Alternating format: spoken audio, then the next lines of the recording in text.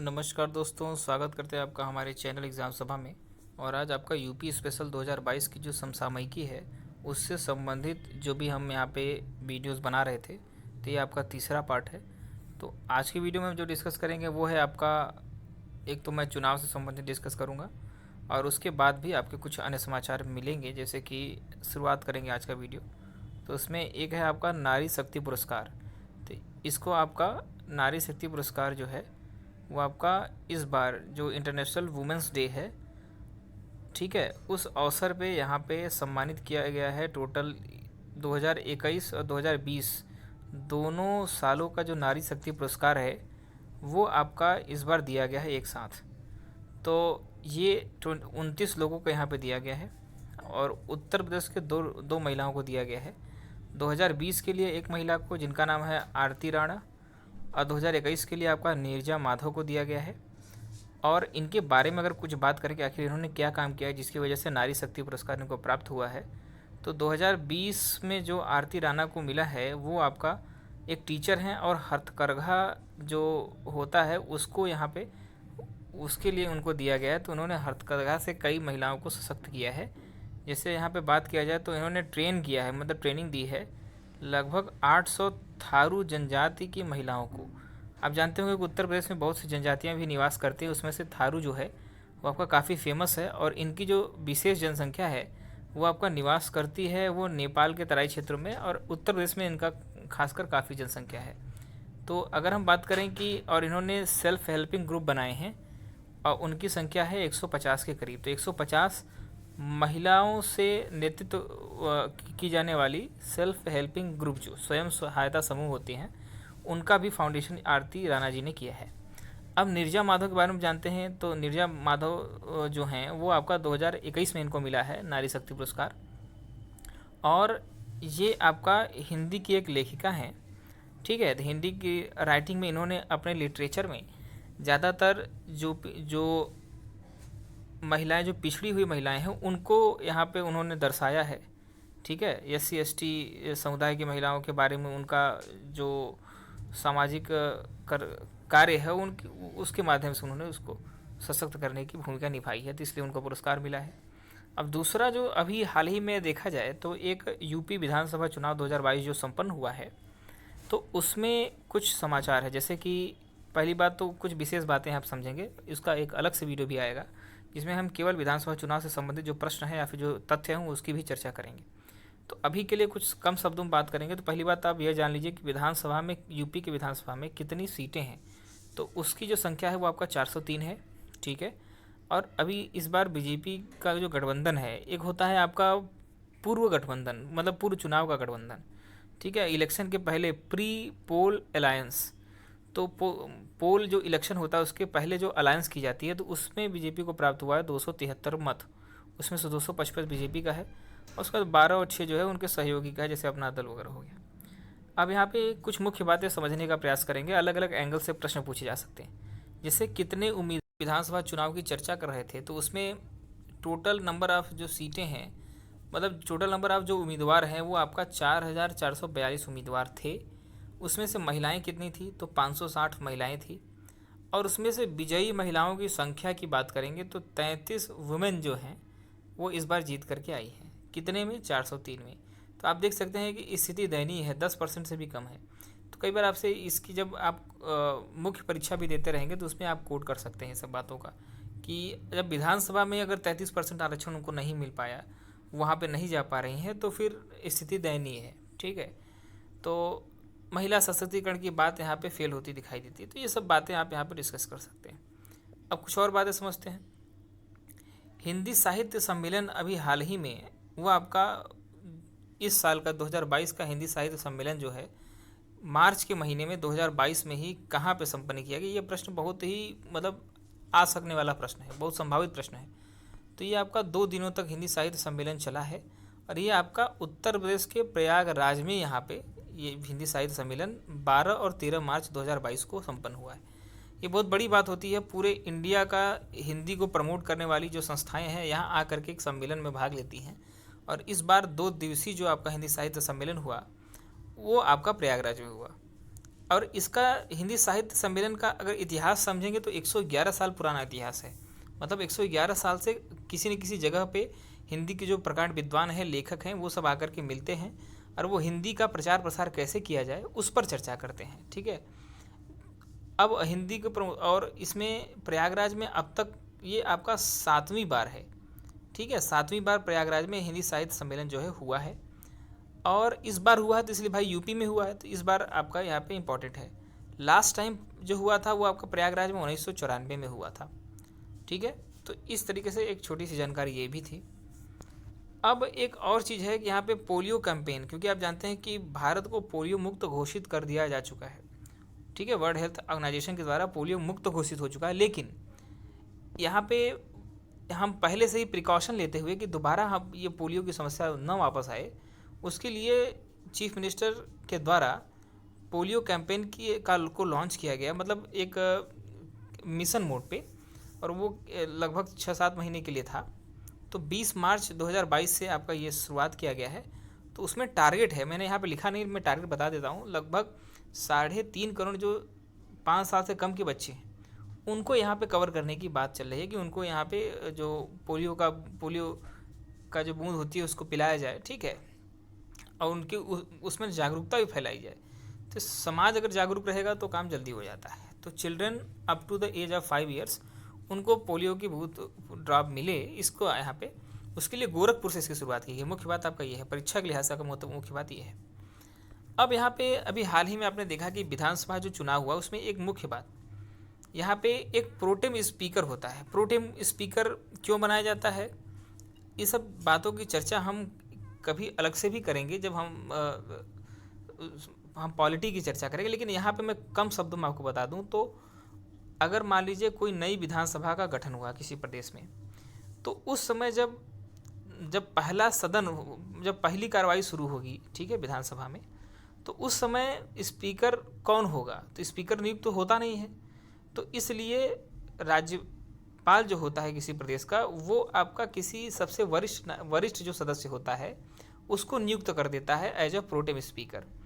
और वही जो होता है सभी सदस्यों को, जो नवनियुक्त सदस्य होते हैं विधानसभा में, तो उनको वो क्या कराता है कि सदस्यता ग्रहण कराता है, उनको शपथ दिलाता है। यही आपका प्रोटेम स्पीकर का काम होता है। उसका काम क्या है, ओथ टू न्यू मेंबर्स, नए मेंबर्स को, नए सदस्यों को वो शपथ दिलाता है। उसके बाद में जैसे ही स्पीकर नियुक्त हो जाता है तो उसकी घोषणा करने के बाद जो आपका प्रोटेम स्पीकर है उसका काम समाप्त हो जाता है। तो अभी इस बार किसको बनाया गया था, क्योंकि ये देखो हर 5 साल में एक बार ही बनता है ना, अगर बीच में अगर मान लीजिए भंग ना हुई विधानसभा, तो इस बार जो बनाया गया है वो आपका रमापति शास्त्री जी को बनाया गया है। तो रमापति शास्त्री जो हैं वो आपका प्रोटेम स्पीकर हैं। और ख़ास बात यह है कि ये मनखानपुर गोंडा जिला जो मनखानपुर आपका विधानसभा क्षेत्र है वहाँ से ये विधायक भी हैं। ठीक है, अब यहाँ पे फर्स्ट सीटिंग के लिए आपका प्रोटेम स्पीकर बनाया जाता है, वहीं पे ये सबको शपथ दिलाते हैं। चलिए एक और बात समझ लेते हैं यहीं पे विधानसभा चुनाव से संबंधित। तो ये बात ये है कि 25 मार्च 2022 को शपथ समारोह, कई बार आपसे प्रश्न पूछता है कि उत्तर प्रदेश में जो विधानसभा का नया जो शपथ चीफ मिनिस्टर और जो मंत्रिमंडल ने लिया तो कब लिया, तो ये आपका 22 मार्च को लिया। बहुत से प्रश्न बनते हैं, जैसे कितने चरणों में हुआ, कब इस चुनाव का नोटिफिकेशन निकला, ठीक है, और इसके साथ में चुनाव का परिणाम कब आया। ये छोटी छोटी जानकारियाँ जो आपको डेली के समाचार से होकर मिलती हैं। टोटल 52 लोगों ने आपका यहाँ पे शपथ ग्रहण समारोह में भाग लिया, मतलब मंत्रियों ने शपथ लिया। ठीक है, और शपथ कौन दिलाता है, आप जानते हैं कि शपथ जो राज्यपाल होते हैं प्रदेश के वही दिलाते हैं। तो आनंदीबेन पटेल जी उन्होंने आपका यहाँ पे सबको शपथ दिलाई। और डिप्टी चीफ मिनिस्टर की पोस्ट भी यहाँ पे 2 लोगों को दी गई है, एक आपका ब्रजेश पाठक और केशव मौर्य। अब बात करते हैं कि एक यहाँ पे एक नया सम्मान है जो कि 2020 से ही शुरुआत की गई है उत्तर प्रदेश में, तो लोक निर्मला सम्मान। ठीक है, तो ये लोक निर्मला सम्मान जिसमें कि 1 लाख रुपए पुरस्कार के तौर पे मिलता है, और इसकी शुरुआत की गई थी मालिनी अवस्थी के द्वारा 2020 में। तो उन्होंने अपने माता जी जो कि जिनका नाम आपका निर्मला अवस्थी था, तो उनके याद में इस सम्मान का शुरुआत किया था और 2020 से इसकी शुरुआत की गई। तो इस बार जो पुरस्कार जो है वो एक फोक सिंगर जिनका नाम है शारदा सिन्हा, जो कि मैथिली आपका भाषा में या फिर मैथिली में गाती हैं, ठीक है, उनके कई गीत हैं। तो और उन्हें पद्मश्री भी मिल चुका है 2018 में, तो शारदा सिन्हा जी को मिला। ठीक है, यह आपका प्रश्न था। आगे है नेशनल वाटर अवार्ड जो है, तीसरा नेशनल वाटर अवार्ड जो है इस बार 2022 में जो दिया गया है, उसमें उत्तर प्रदेश को प्रथम स्थान दिया गया है। कैटेगरी क्या थी? बहुत सी कैटेगरियाँ थी यहाँ पे, मतलब 50 से ज़्यादा कैटेगरी थी। उसमें एक कैटेगरी था बेस्ट स्टेट की कैटेगरी, तो उसमें नेशनल वाटर अवार्ड में बेस्ट स्टेट में उत्तर प्रदेश को प्रथम स्थान दिया गया है। मतलब वाटर मैनेजमेंट में बेस्ट स्टेट जो है वो उत्तर प्रदेश को इस साल दिया गया। पहले नंबर पे तो उत्तर प्रदेश हो गया, दूसरे नंबर तीसरे नंबर पे आप जान ही लीजिए यहाँ पे। तो दूसरे नंबर पे राजस्थान रहा है और तीसरे नंबर पे तमिलनाडु रहा है। इसकी शुरुआत की गई थी 2018 से, ठीक है, नेशनल वाटर। और ये जल शक्ति मंत्रालय, जो आप जानते हैं कि जल शक्ति मंत्रालय के द्वारा ही इसको दिया जाता है।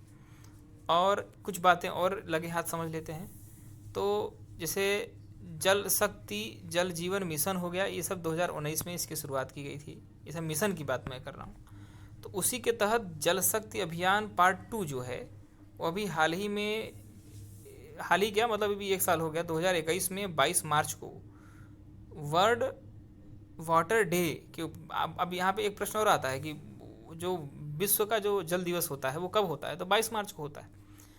उसी अवसर पे आपका प्रधानमंत्री के द्वारा जल शक्ति अभियान पार्ट 2 की शुरुआत की गई थी। उसमें एक स्लोगन है, मतलब हर एक उद्देश्य होता है ना, ये आपसे पूछ सकता है। इसमें है catch the rain where it fall when it falls. तो मतलब आप जो वर्षा की बूंदें हैं उसको कैच करें जहाँ गिरे जब गिरे। ठीक है, ये आपका हिंदी इसका संस्करण हो गया। अब एक और बात है यहाँ पे जिसको हम समझने का प्रयास करेंगे कि सतीश महाना जी जो हैं उनको हाल ही में आपका उत्तर प्रदेश का स्पीकर नियुक्त किया है। अभी हमने पीछे चर्चा की थी ना कि स्पीकर को नियुक्त तो कौन करता है। एक बात तो हो गया कि स्पीकर नियुक्त करना, एक आपका स्पीकर को नियुक्त कौन करता है, तो प्रोटेम स्पीकर ही उसके नाम की घोषणा करते हैं। कि रमापति शास्त्री जी ने, जो कि प्रोटेम स्पीकर थे, तो उन्होंने घोषणा की कि सतीश महाना जी जो हैं वो आपका नए स्पीकर होंगे उत्तर प्रदेश के लिए। इनके बारे में कुछ जानकारी पता कर लेते हैं और हम उत्तर प्रदेश के स्पीकर की एक इतिहास को यहाँ पे जानने का प्रयास करते हैं। तो उसमें एक बात तो ये है कि ये पहली बात, अगर आपसे कोई पूछे कि ये उत्तर प्रदेश का कौन सा विधानसभा है, तो ये 18वीं, ठीक है, 18वीं बार विधानसभा का गठन हुआ है। जैसे आपसे पूछता है ना कि लोकसभा कौन सी लोकसभा है, 16वीं 17वीं 15वीं, इस तरह से। तो ये आपका उत्तर प्रदेश का 18वीं लोकसभा है, मतलब कि 18वीं विधानसभा है। और इसमें अब तक 23 स्पीकर ये जो हैं वो आपका सतीश महाना जी बने हैं। मतलब 18 विधानसभाओं में 23 स्पीकर, 23वीं बार कोई स्पीकर बना है। लेकिन अगर व्यक्तियों की संख्या पूछी जाए तो ये 18वें ऐसे व्यक्ति हैं जो कि यहाँ पे स्पीकर बने हैं। इसका मतलब कुछ लोगों ने रिपीट किया होगा एक से ज़्यादा बार, ज़रूरी थोड़ी है। अब कभी कभी क्या होता है कि अगर मान लीजिए अलायंस में बनी है सरकारें, पूर्ण बहुमत नहीं है, तो उसमें क्या होता है कि 2-3 साल 4 साल में उपचुनाव हो जाते हैं, ठीक है, भंग हो जाती है विधानसभा। तो सतीश महाना जी जो हैं वो आपका महाराजपुर, जो कि कानपुर के अंतर्गत विधानसभा क्षेत्र है, वहाँ से विधायक हैं। और विधायक को अगर बोला जाए तो एमएलए भी बोलते हैं, MLA, member of legislative assembly, ठीक है।